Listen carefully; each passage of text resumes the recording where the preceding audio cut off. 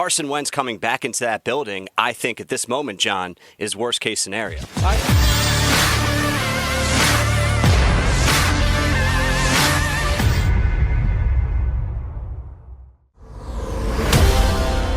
From the Prop Swap studios of AM 1490 Sports Betting Radio and distributed by the JAKIB Media Network, it's Extending the Play with John McMullen, powered by Prop Swap. Prop Swap that ticket and cash in while the odds have improved. Are you ready? Yeah! Are you ready? Yeah! Everybody was given a dream of how this season was going to end up. Each and every one of you got to look down at yourself and figure out what you're going to do. Are you willing to fight, scratch, punch, kick, tackle, pass, run, dream, baby? Yes, sir. I'm not going to try. I can't take no devastation doing it tonight, baby. Come on, 1, 2, 3.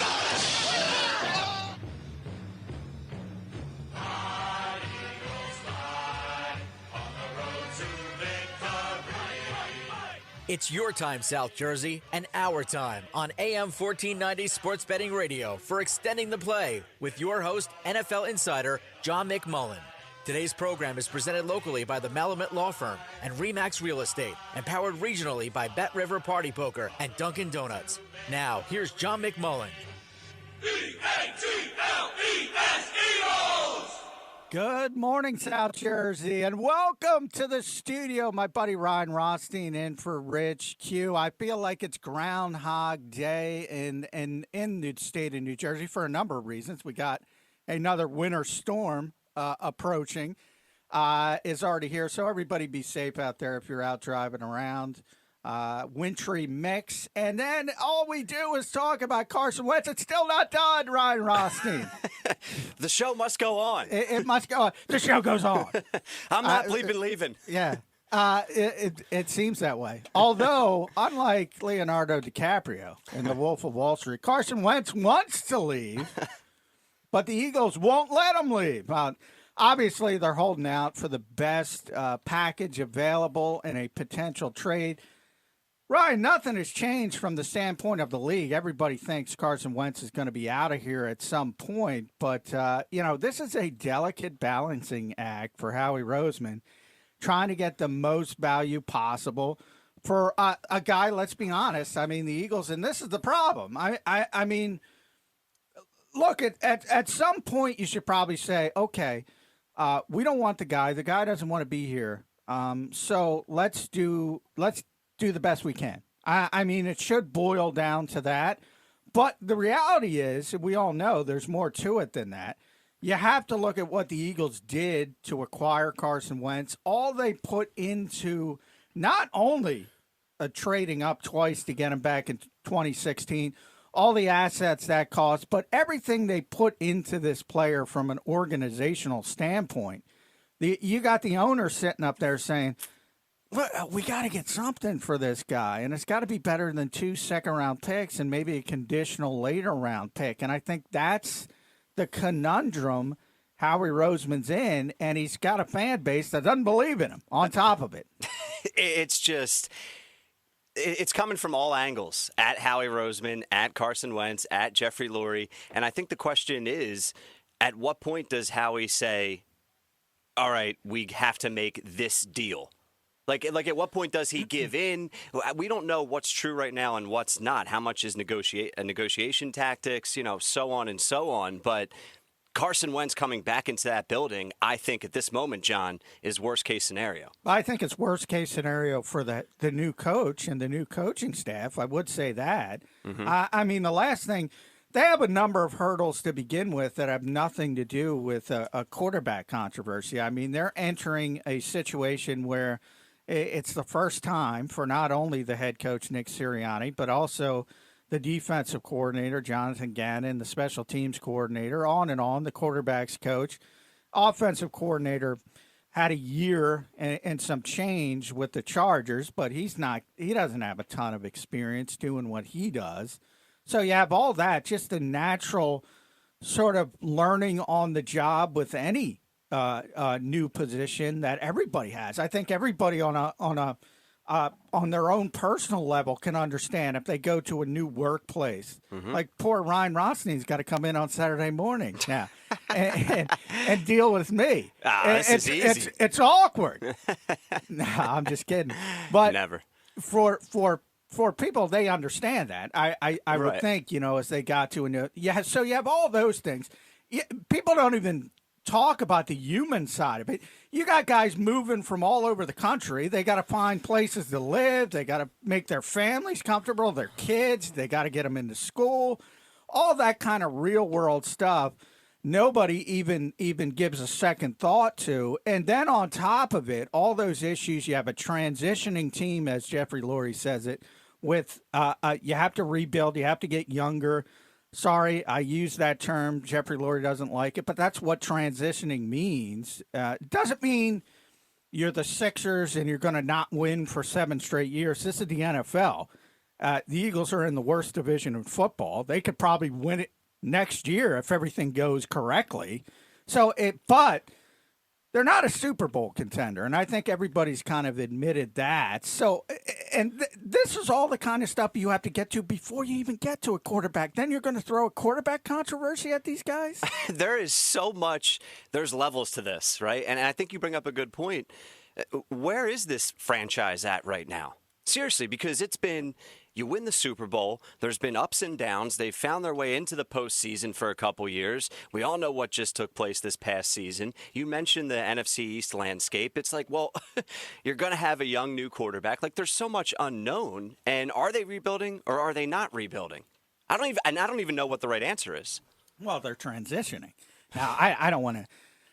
I'll get in trouble for making certain jokes there, so I'm going to stay away from it. I can't get in trouble. But No. That's the term that Jeffrey Lurie has used, a transitioning team. And in this case, it wants to be younger. They talked about that for years and years and years. Mm-hmm. And ultimately, and Howie Roseman kind of admitted the pandemic changed their thought process. Remember, they wanted to do this last season, and they essentially said goodbye to Jason Peters. Yeah. And they said, we're going to get younger. And then they thought the pandemic hit. There's no off season. Everybody's changing coaches. Maybe we have an advantage here. Maybe we keep the championship window open for 12 more months. They shifted plans, and obviously it didn't work. I mean, no. 4-11-1 is 4-11-1, and we are where we are. However, I do think, now that they've made the change, there's no going back now from that transition process because you are building with a new coaching staff and everything is new. And that means you have to shift gears when it comes to roster building. And it starts with the quarterback. And I've said it since the beginning of this offseason, since the regular season was over for the Eagles. They can't do anything until they make the decision on Carson Wentz. And they've made the decision, but until they carry it out, they can't get to that second step. Mm-hmm.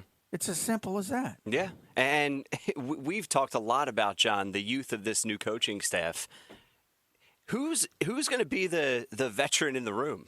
With Jalen Hurts potentially as the starting quarterback, the entire coaching staff in year one under 40 of whatever role they're in right now heading into this season, it's going to be interesting. Yeah, I mean, there's a couple guys with some experience on the staff. Jeff Stoutland's back, but he's not going to be involved with the quarterback. I mean, they brought in Jamel Stevenson to take Deuce Staley's role, which, by the way, I'm a little surprised at because it took so long for Deuce to advance and get this assistant head coaching tag. Now they just bring some guy off the street and give it to him. Right. That's another thing. I got to look at Jeffrey. Yeah. I mean, what the heck, dude? But so he's there. He's in his 40s, and But what does that tag even? That's another thing. It's not the title as much as what's the job description. Like Deuce was in charge of the developmental program. Is he going to be in charge of the developmental? I have no idea. Did it just go away? Yeah. Was that smoke and mirrors? Yeah. Like, did you just give him the title to get him away from? I think it was the University of Kentucky was set to take that job as the running backs coach. So we have to see how they develop this coaching staff. But when it comes to the offense, Sirianni turns 40 in June. Shane Steichen is 35. And then you have quarterbacks coach Brian Johnson, who turned 34 on Tuesday. So happy birthday, Brian Johnson. A little bit older than Press Taylor. A little bit. but you have that kind of young nucleus. And looking back on it, obviously Johnson has a big history with Jalen Hurts. He was a player under his father in high school. He's known Jalen Hurts since he was 4 years old. He recruited him to Mississippi State. He lost, by the way, to Dak Prescott. Then he recruited him at Florida when Jalen Hurts was transferring out of Alabama and ultimately went to Oklahoma. So that's part of it. And we're going to get all into these machinations throughout the show, Ryan, after the break here on AM 1490, Sports Betting Radio.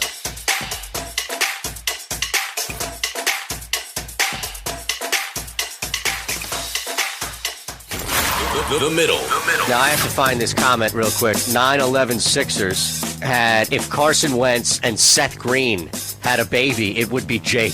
I saw that when we had Jake Asman on. I saw that comment. Oh, my goodness. I was like, do we bring this up in front of Jake? We could have done that. All I was thinking about was Ginger Red. What, Andy Dalton? You were having nightmares? The Middle with Eitan Shander, Barrett Brooks, and Harry Mays. Weekdays from 11 a.m. to 1 p.m. Eastern. You're listening to the JAKIB Media Sports Network in partnership with AM 1490 Sports Betting Radio. Subscribe to the JAKIB Media channel on YouTube for access to all daily sports content. Welcome back, extending the play, AM 1490 Sports Betting Radio from the Prop Swap Studios. I'm John McMullen, Johnny Mack, Ryan Rothstein, behind the glass to my left. Excited to have Ryan. You can catch us every night on AM 1490 Sports Betting Radio on Ryan's show, The Fix. I'm on at 7:30, but he does a great job breaking down all sports from 7 to 10.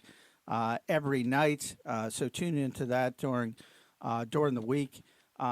Obviously, the Philadelphia Eagles are the main subject of this show. We're in off-season mode finally, after we got to see a drunk goat on the boat. And by the way, I kind of wish I covered the Tampa Bay Buccaneers back in the day for a very short time. I didn't know that. Yeah, that was my first job in the NFL. And I like the weather down there, Ron. It's not bad. It's not the worst. I'm not going to lie to you. We're not on any boats right now. No, this we're time not. Of year. We're not.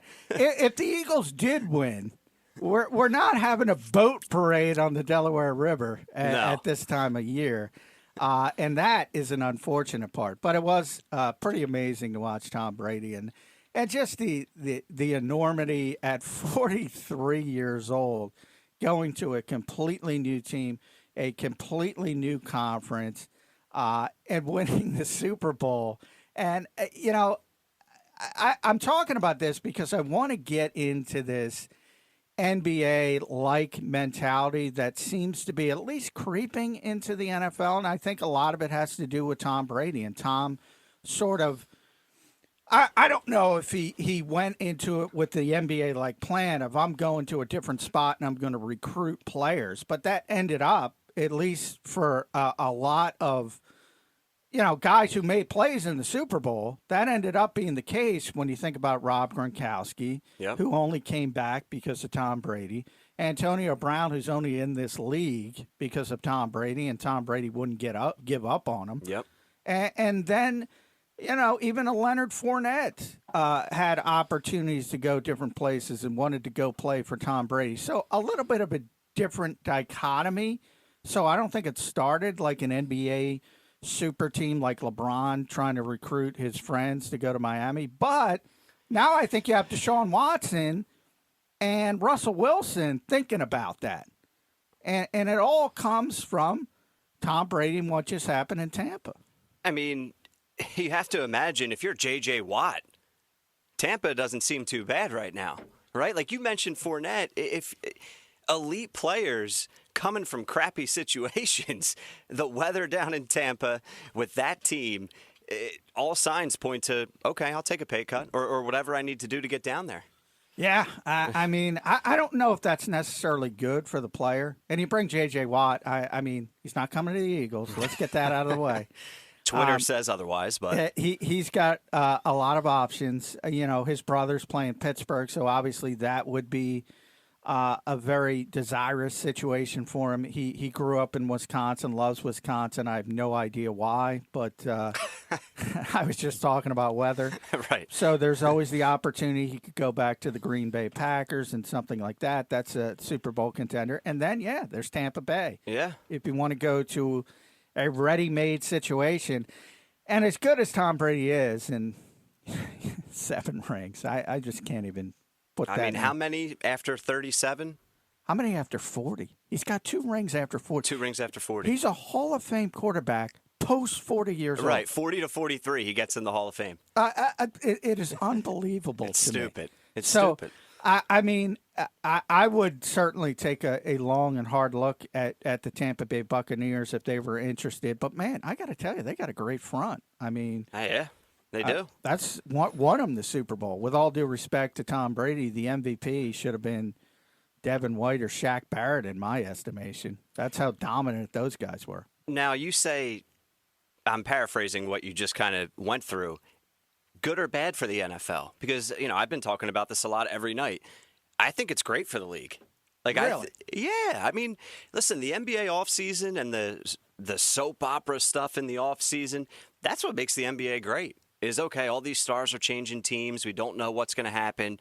KD going from one place to another. We all know what's really transpired in 5 to 10 years in the NBA. If the NFL, if we start seeing Russ on the move, Aaron Rodgers on the move, or at least all these names at the quarterback position being talked about, I think it's good for the league overall. Well, I agree from that standpoint. Yeah, so that's a good point you bring up. I do think the NBA has kind of surpassed Major League Baseball as number 2, at least with a younger generation. Yep. And the reason for that is the excitement in the offseason. Like baseball used to have the hot stove league. It used to be the biggest deal.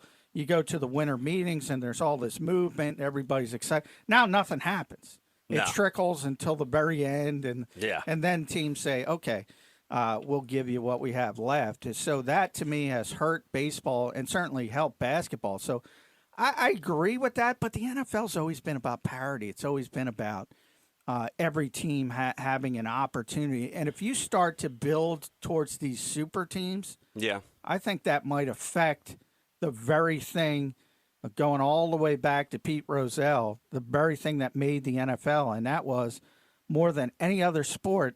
Like every fan base thinks, we might have a chance. You might not know you're not good, but like I said with the Eagles, you got a terrible division. Yeah. You're coming off a 4-11-1 season. That's 4 teams right there. Yeah. That have no idea what they're going to look like next year. Exactly. And you're saying, well, if we make these great decisions, and Right. we got a chance to at least get in the playoffs. Yeah. I think that has stoked the NFL's popularity as much as anything. And if you start creating these super teams and these superstars sort of tampering, for a lack of a better term, together and saying, let's go. And I always joke. Aaron Rodgers tweeted to Zach Ertz after the Eagles played the Packers, where are we going to play next year? Now, he was joking around, but was he? I know. That's what I mean. A lot jokes oftentimes. There's a little it's bit the of truth in Yeah, there. absolutely. So, I'm joking, but, man, it would be nice. And I'm also kind of serious. And I think, to your point about super teams in the NFL, it's still really difficult to win in the NFL. Like, you could have a super team and not make the playoffs or get bounced in the first round. The Vince Young Dream Team. There you go. Well, that was not a super team here in Philadelphia, but they thought they were. For a week or two, yeah. Yeah, so it is. Look, this helps. As tired as I am about talking about Carson Wentz and a potential trade that was going to happen Monday or Tuesday, according to everybody in this damn league. Yeah. And I know you are. I think I had to take you out of a deep depression earlier. You had to talk me off the ledge, I think, Thursday night. I was in a bad place with Carson Wentz and these stories. It does. People love it. They love hearing about it. Yeah, people love to hate it, love to defend Carson, whatever it may be. You're going to have these debates and disagreements up until he's traded, and then even after he's traded. I mean, this is never going away anytime soon, at least. No, it's never going away. And I do want to talk about what's going on because I think that's the most important part. And we'll start it before we hit the break, and then obviously we'll continue and get really deep into it because I think, the Eagles wanted a Matthew Stafford-like package. That's how it's being described around the league. And that never made any sense to me because obviously the Rams were paying a premium to get rid of Jared Goff's contract. So it wasn't just about Matthew Stafford. So you can't say, look what the Rams gave the Detroit Lions for Matthew Stafford without adding that context. They wouldn't have gotten what they did get if the Rams weren't willing to take Jared Goff back and to take that contract back. So from point A, from just the genesis of this, the Eagles' sentiment doesn't make much sense, to be honest. So do they need to find, if the Eagles are the Detroit Lions, just to try and compare the situation as best we can, they need to find their version of the Rams? Or even if, how do they pull off a deal that even resembles that? I don't think they're going to get the same type of value, but how close can they realistically get, and what does it need to look like on the other side? Well, I can't even get to that. Here's my point, Ryan. Here's my point. Yeah. Like, if you look at the Rams and Lions trade, why are you talking about Matthew Stafford? Carson Wentz is Jared Goff. I agree. He's not Matthew Stafford. Yeah. I agree. Right. So, I mean, even from that standpoint, and people can say, well, and they say it because I constantly get it, 2017, MVP like sailing. I mean, you know how fast football moves. Yeah, very fast, hour by hour. 2017 doesn't mean anything. No. And you think everybody's going to go put in that, if you have, forget about NFL teams. If you got $99 of disposable income, you can get NFL Game Pass and watch every coaching tape for the Philadelphia Eagles in 2020. That's what teams are looking at. They're looking at Carson Wentz in 2020. They're not saying, now will they say, can we get him back to that point? Maybe a Frank Reich will say that. I've seen him at his highest level, but they're not going to completely dismiss 2020. So my question for Howie Roseman would be, why do you think that Carson Wentz is Matthew Stafford? Now, you can start. I always say it's like, Ryan, you want to sell your car. Yeah. And you have a number in mind, whether it's $20,000, whatever. Mm-hmm. You're not going to start at $20,000. You're going to start at 25, maybe even 30. Yeah, why not? Try to get a pigeon. Right. I understand that part of it. Yeah. And then and then you come down and you agree, hopefully, at the price you want. Exactly. So I think that's what Howie's trying to do. So it doesn't bother me that he asked for 2 first-round picks. It bothers me, though, when you try to spin it in that direction. Mm-hmm.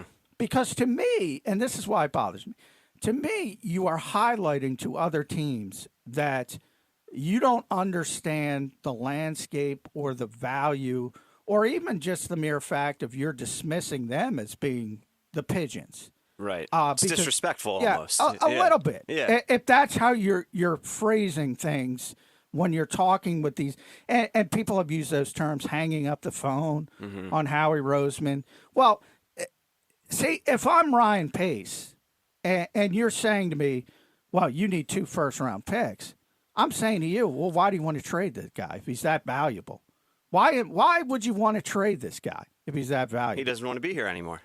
And then you say, okay, so that takes value off it. And the point is, if you thought about having a guy that was worth 2 first-round picks, wouldn't you do everything possible to talk him back in the building? Sure, maybe they have, and I'm just playing devil's advocate. No, I know. Yeah. And if it's gotten to that point, again, that affects the value because he doesn't want to play for your organization. So it's not like you can't say that to other teams. You can't say he doesn't want to be here. There's nothing I can do to bring him back. I mean, you can't do that. Yeah, that if anything hurts your leverage, doesn't help it. Exactly. Do you think how much interest is there right now? And it's hard to predict, but we've heard, okay, this is a tactic to make it seem like there's more interest than there really is. What do you think realistically is out there right now for Howie? Well, I don't think there's a lot, because if there was, it would have gotten done. Clearly, Indianapolis is the one team that would like him, but they'd probably like to give up a couple second-round picks and maybe a conditional pick later in a later year, something of that nature. And the Eagles are trying to create that dichotomy of two teams bidding, and that's why the news was floated about the Chicago Bears. But I don't know how much that Bears interest is real, to be honest, for a number of reasons. What are some of the reasons? Well, we're going to get to that after the break. Okay. And we're going to talk about Ryan Pace and the situation he's in Chicago here on AM 1490. More extending the play after the break.